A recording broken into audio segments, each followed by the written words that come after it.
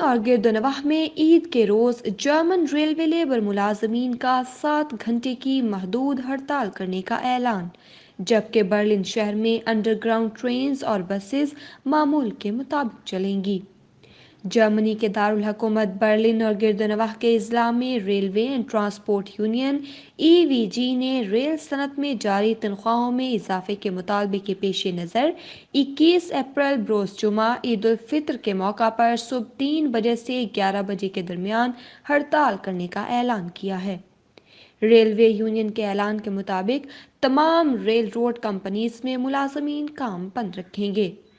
BVG Berlin transport labour ہڑتال میں شامل نہیں ہوں گے۔ ٹرانسپورٹ اتھارٹی BVG نے بدھ کو اعلان کیا کہ وہ اس جمعہ کو ہونے والی ہڑتال میں شامل نہیں ہوں گے۔ بسز، ٹرینز اور فیری معمول کے مطابق چلیں گی۔ اس طرح مسافر علاقائی ٹرینوں کے متبادل کے طور پر نقل و حمل کے ان ذرائع کو استعمال کر سکتے ہیں۔ جمعہ کے صبح ٹرین کی منسوخی ممکنہ طور پر سفری تاخیر پیدا کر سکتی ہے، جبکہ برلن اور برانڈنبرگ کی تمام علاقائی ٹرینیں بھی متاثر ہونے کا امکان ہے۔ ہڑتال کی وجہ سے ڈوئچ بان کا انفراسٹرکچر بھی متاثر ہوگا۔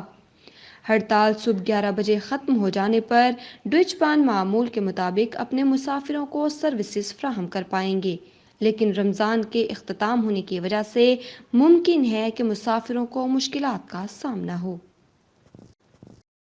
جرمنی کی خبروں سے باخبر رہنے کے لیے سبسکرائب کریں اردو نیوز ڈویچ لینڈ۔